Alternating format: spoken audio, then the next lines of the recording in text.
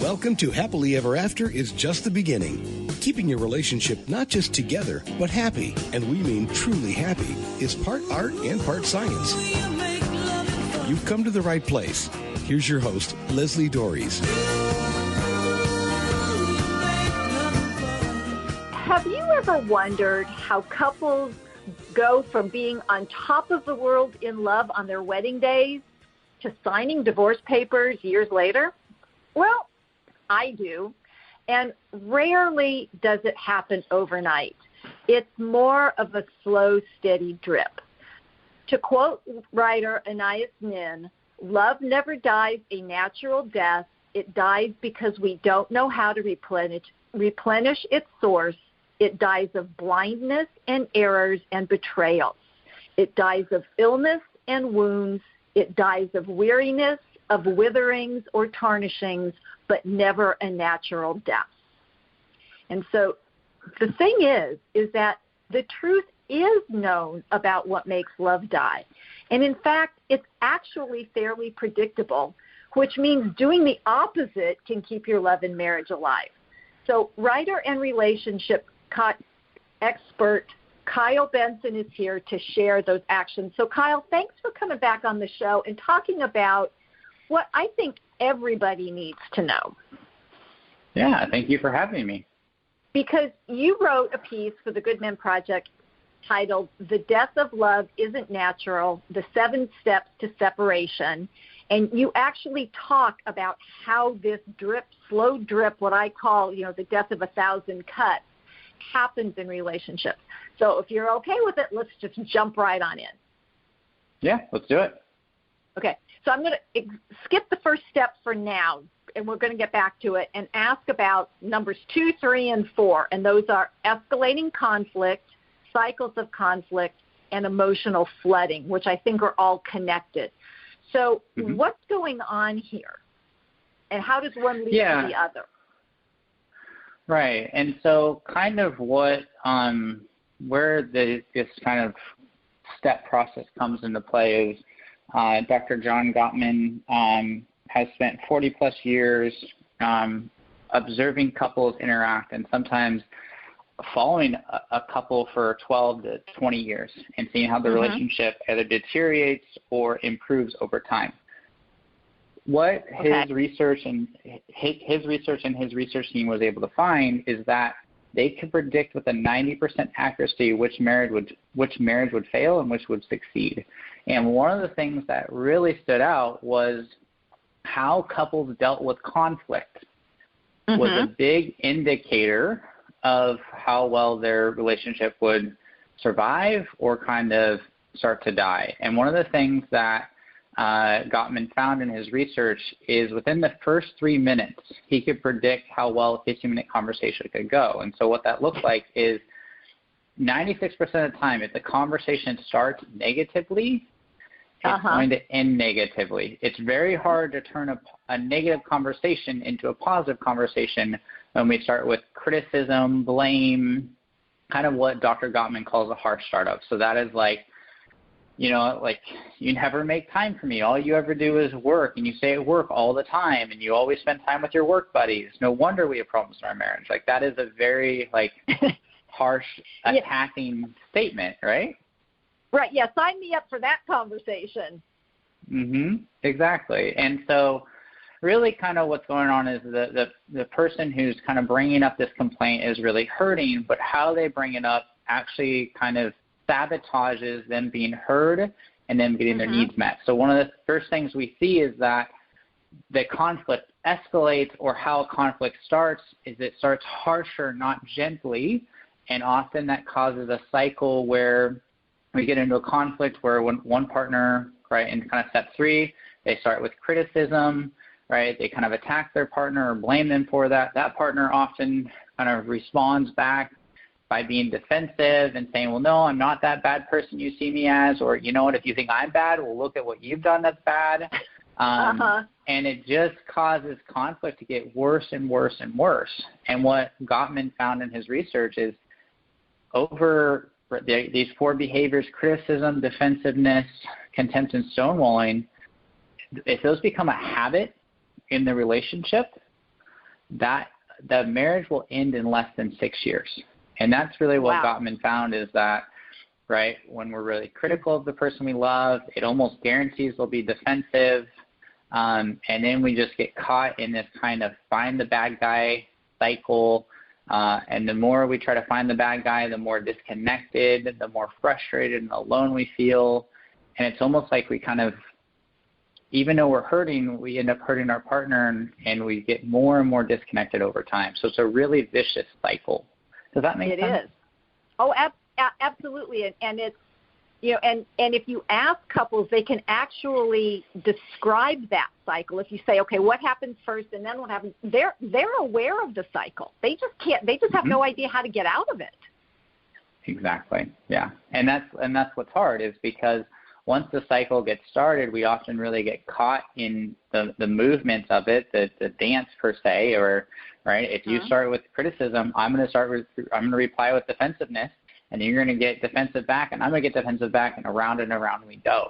It's really rare unless we have someone who's helping us map out that cycle and go, okay, this is our cycle. We need to take a break, right? We need to go take a time to kind of get the flooding out of our system, and then return and have a different conversation, which actually goes to kind of that step.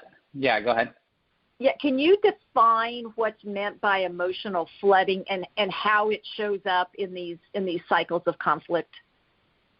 Yeah, so emotional flooding is typically when we get so emotionally overwhelmed that literally our neocortex, which is the part of our brain that can see another person's perspective, can problem solve, has a sense of humor, literally goes offline because our brain goes into fight or flight mode. It goes into survival mode. And so when our partner gets critical, or we get something that feels like it's threatening emotionally to our bond, an internal alarm goes off and kind of prepares our body to fight, flee, or freeze. And so that's where we become really critical, or that's where we shut down emotionally. And what happens on the inside is, and this is what Gottman's research found is really fascinating, is the person who's really flooded is their heart rate's actually over 100 beats per minute. You might not see that on the outside, particularly someone who's stonewalling and who's really shut down. But on the inside, they're very activated. They're very overwhelmed. And when you're overwhelmed, you cannot hear what your partner says, even if what they're saying is like going to help calm you down. Literally, your brain is so in the sense of protection mode that you can't actually connect with your partner. And so that's really kind of what flooding is the sense of being overwhelmed, feeling like you're in a state of threat and you need to find a way to survive, and that your partner kind of becomes the enemy in that moment.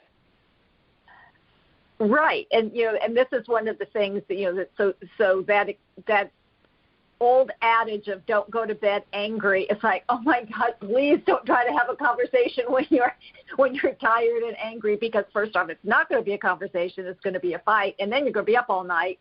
It's but people, it's really hard to let go when you are in that emotional state. Because literally, you're right. The body thinks I'm under attack. I have to do something. When actually, the best thing is no, stop, don't do anything. Right. Which is really kind of where couples get into trouble. They know they need to stop, but because they're feeling so injured, like some person's style, when they're feeling injured, they want to process, they want to repair, they want to talk about it right away, and the other partner wants to shut down and go away.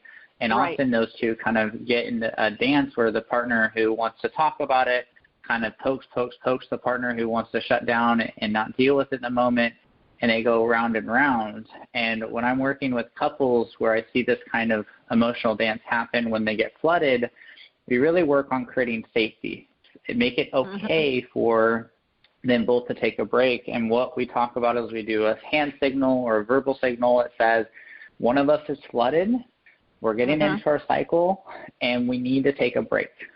And we're taking this break because I love you, because you matter to me, and I don't want to cause any damage to our relationship. Right. And so we kind of really make that overt. And then I kind of ask each partner, what do you need during this break to remind you that your partner is on your team, that they're doing this break for the benefit of the relationship? And so sometimes that might be a text message. Sometimes I've had partners write love letters that are like, hey, I know I'm on a break, but I just want you to remind you that I love you and I'm taking this break for this reason. Just to kind of get the sense of we're still connected, you still matter to me, because often that's what I find is the underlying issue of the partner who feels like they can't take a break. Is there a sense of the relationship's over, and I can't calm down because I'm terrified that when you leave, you'll actually never come back. So you said something a little bit ago about somebody trying to trying to come back to their partner and make things right.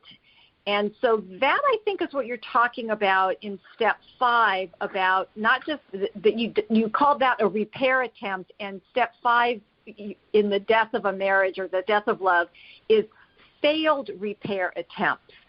So what does that look like? I mean, you described this one person who I want to make up with you right now, and the other person is like, well, not ready yet. So that would fall under a failed repair attempt. I'm assuming that there are other ones.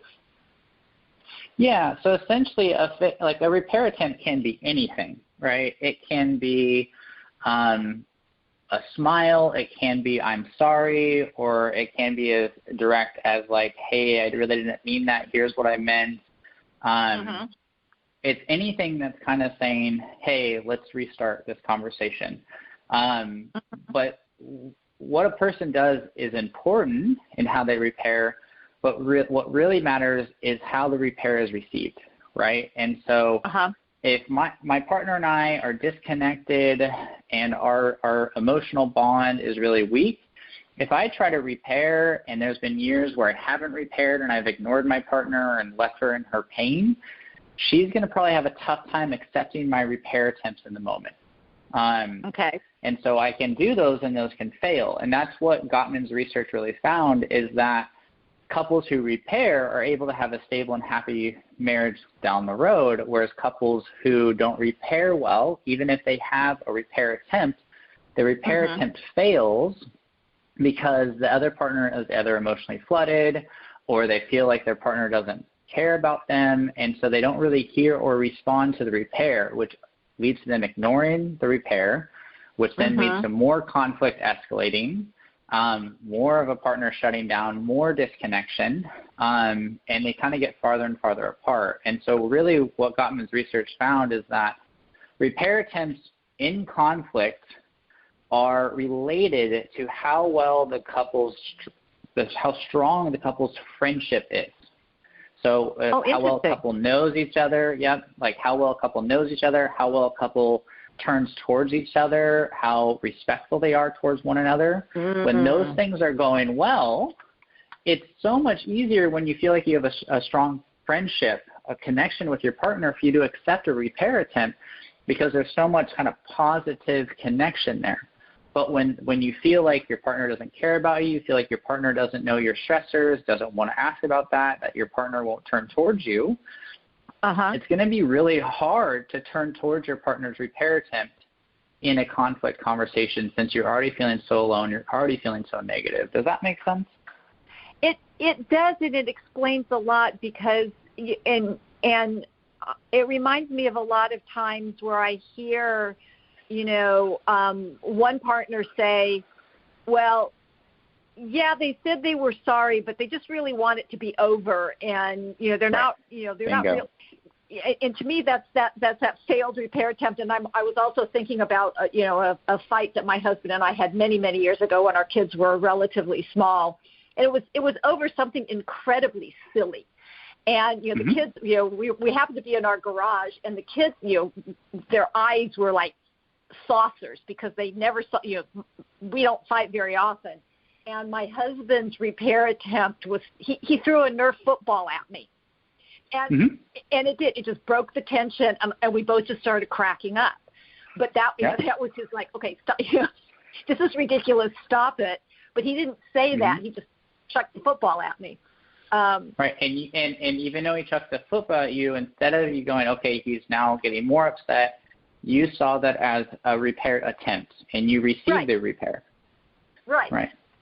And and so it's really interesting how these things build on each other, and just so, I don't want to call it subtle, but it actually is. It's like people, it's even though this has been disproven that frogs will jump out of water as the temperature goes up, but it's that idea of things are just gradually getting worse without anybody really knowing it. I mean, they can feel it's not good, but they don't have any idea how it happened. But this is a really good explanation of exactly how this happens. Yeah, and it really is. And if you look at the Sound Relationship House designed by Dr. John and Julie Gottman, the first three levels the first level is love map, second level is fondness and admiration, third level is turning towards versus turning away, and we call those first three levels the friendship system. If those are going well, we tend to have a more positive perspective of our partner and the relationship. It becomes a little bit easier to manage conflict, depending on if we don't have those four horsemen. And it makes it so much easier for us to have positive repair attempts because we feel connected. We feel like we know our partner is there for us, and we feel our partner cares about us and respects us. So it makes a big difference. And, they totally build on top of each other. Okay. So I want to let people know that this is Happily Ever After is just the beginning on webtalkradio.net. I'm Lesli Dories, and I'm talking with writer and relationship expert Kyle Benson about how love dies in a marriage. And, maybe you're experiencing this in your life and are hurt or scared by it. It's like watching a train wreck in slow motion. You see it happening, but don't know how to make it stop. Well, it can, but most likely not with the skills that you currently have. The way to hold on to your love in marriage is to learn new skills, and I can help with that. So if you're ready to take real and productive action, give me a call or send me an email and schedule your free, no obligation, Create Your Happily Ever After discovery session. You can reach me by email at Lesli, Lesli, at foundationscoachingnc.com. That's FOUNDATIONS, coaching, N as in Nancy, C as in Charlie.com, or by phone at 919-924-0463. Again, 919-924-0463. And I want to get back to some more of the steps. And so now I'm going to go back to step one, which, Kyle, you say is lack of emotional support, and then also includes step 6, which is a negative love story, and step 7, which is detachment. So right before the break, you were kind of touching on these, and I think you were touching on the reverse of them. So can you explain what they are and what makes them problematic? Yeah, so kind of that step one, a lack of emotional support. Really, if we take away kind of often the topics that people fight about, I guess the better way to put it, there's a famous psychologist, Dan Weil, who works with couples, and one of his things is every relationship problem is 2 problems. It's the actual topic, and it's how we deal with the topic, how the couple approaches the conflict. Often what I find is it's not always so much about the content as it is about the sense of, can I trust that you're there for me? Can I trust that you are on my team, right? And one of the things I hear a lot about when I'm working with couples and we're getting them to feel more close and more connected is I hear a lot of partners say, well, now I feel like you're on my team. I feel like we're together, which is a sign that they're feeling emotionally supportive. They're feeling more connected. It feels like their partner is there. And Sue Johnson, the founder of Emotionally Focused Couples Therapy, kind of the core tenet of attachment theory from her perspective is kind of this big question is, are you there for me? Are you accessible for me? Are you responsive? And are you engaged? And when a partner does that well, we feel secure, we feel supported, we feel connected, and usually the marriage does pretty good. But when that isn't there, That's when our insecurities start to come up. We start to fight a lot more.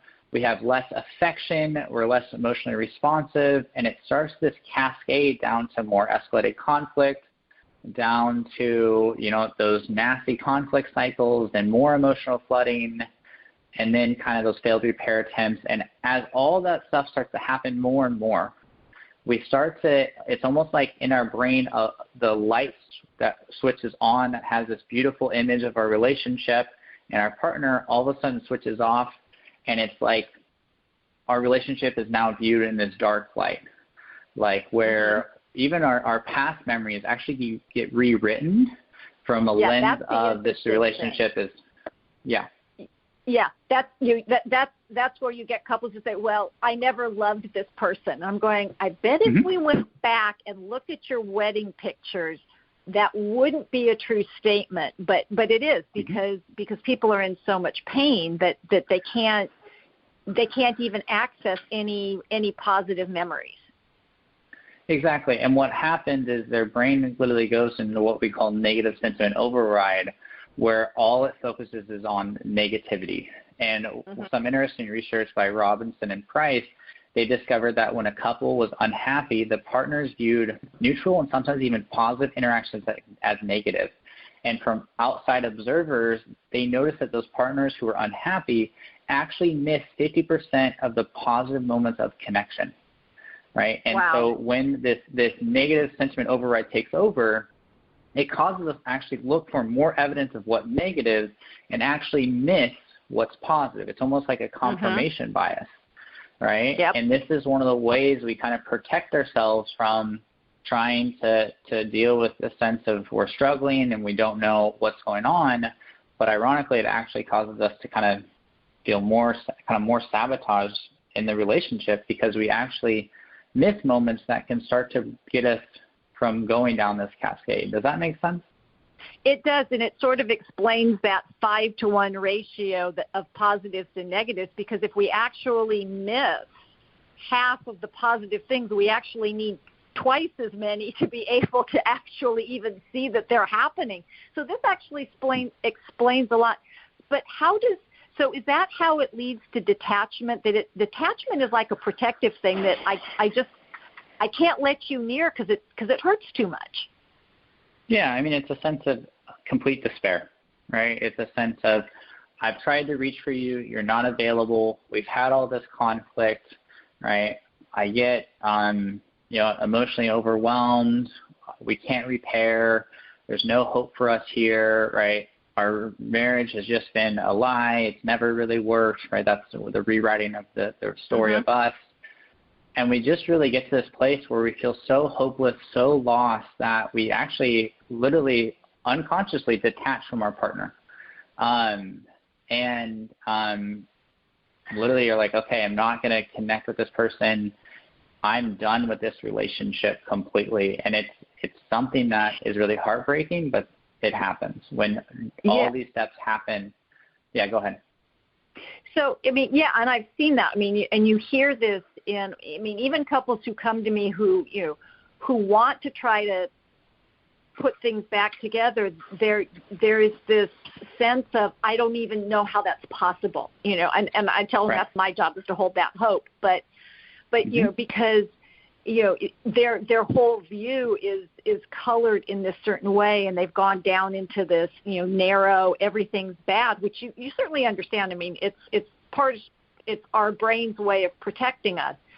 But so, we're talking about it, and so this is a perfect time because, so if somebody is there, if somebody is like, I have this negative view of my partner and our history, I don't feel supported, we're in these cycles of conflict, is it actually possible to turn it around? Is it actually possible to rebuild love, even if it's been years of this slow death? It is, and as long as we get it before detachment, because detachment is literally the brain giving up and saying this relationship is not going to ever work, and literally it's great. Like the person literally shuts off the attachment bond with that person, and And so you can tell there's a difference when a couple shows up and one of the partners is fully detached, because there's just no, like when that partner's hurting, the other partner is not as impacted. You just can tell there's just a sense of detachment of, right, we're totally separate now. We're not bonded. But before that, yeah, there's a lot, right? And one of the things, particularly even if we start to have a negative sentiment override, I mean, a lot of couples I work with, they have that, right? I have them take the Gottman assessments. They have negative sentiment override. Their friendship is struggling in some ways. They have conflict they haven't been able to resolve. And they just feel really stuck. And we start to kind of chip away at that. And, yeah, it's definitely possible to really start to rebuild the relationship and save it when we put in the effort and start to work towards reconnecting and figure out new ways of being with each other that help us feel closer, more connected, more emotionally supportive, more engaged, rather than a sense of I'm always going to get attacked, I'm not enough, or I don't matter to you, right? That's really what kind of needs to happen. Well, and it's interesting because some of the things that you're saying really need to be like spotlights to tell a couple, or even just one member of the couple, that this is a serious problem, because I run into this all the time where, you know, there's this period of conflict and then things get okay, right? And a lot of times that's interpreted as we're good, when it's actually the one person has just started the detachment process.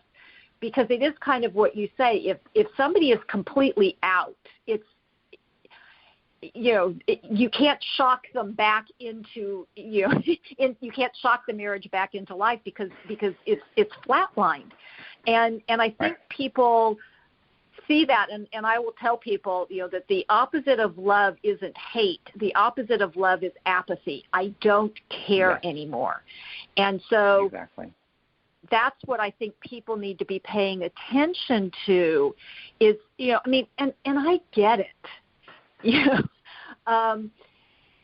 a lot of you know, couples work has gotten a really bad name, mostly because a lot of couples wait too long, and one partner is out, so you know, it's blaming the blaming the professional, and it's like no. We could only do what we work with, but the average still, because I know Gottman has done a lot of studies about this, is the average still couples wait 6 to 7 years before seeking help? Is that still valid? That statistic? I don't know if it's still valid. That is a pretty old. That was done before the 2000s, and I am not aware of any research that's retested that. But I don't think that's as valid, and I think Bill Doherty and some of his research team actually proved that has left now, or it's different now, but I can't remember the statistics. But it is. I don't think most couples wait 6 years, but some do. Thank goodness. Some wait 12 years, right? But ideally, the sooner you can get support, the better you're going to be able to stop going down this cascade and rebuild your relationship. So yeah, it's. My hope is that it's changing, but I don't have research to validate that I'm aware of at this moment. Yeah, I mean, and the thing, and what I want people to understand, I mean, is that there are people like the Gottmans, like you, like Bill Doherty, that, like me, that this is what we focus on. Now, I don't do the research, but I certainly, read the research. And the fact is that things can be turned around, and the help is out there. And my personal opinion is that everybody should have to take a relationship 101 class before they're allowed to graduate from high school, just to understand just the dynamics that you're talking about, so that because the Gottman, like you said, they've been doing this for 40 years. They know what works. And my goal is to help get that information out there so that people know, you don't have to wait until your marriage is on its deathbed to try to do something about it. In fact, that's actually the worst time to try to do something about it. So, Kyle, can you share where people can get more information from you, from the Gottmans, so that they have a resource that they can go, and it's like your marriage doesn't have to slowly die. Yeah. So you could follow my stuff at kylebenson.net. There's, I think, almost 200 articles on that website, which kind of talks a lot about this stuff and tries to take the research and put it in a very practical, easy to understand format. Also, the Gottman Institute at Gottman.com. I think they're almost to 700 articles now. They also have a new thing called the Gottman Relationship Coach, which is a brand new service that Dr. John and Billy Gottman created that I think is some of their best work. And that is a nice supplement to working with a therapist or a coach and just learning how to be different with one another, how to talk during conflict, how to rebuild your friendship and strengthen your bond. And so those would be some of the top resources I would recommend. Okay, Kyle, thank you so much. And, the good news is that habits are learned, even relationship habits. So this means they can be unlearned and better habits can take their place. But you can't keep doing the same thing and expect things to change. That's been called one definition of insanity. And Dr. Phil says that the only thing worse than being in a bad relationship for 5 years is to be in one for 5 years plus 1 day. So how long will you stand by and watch your love and marriage die?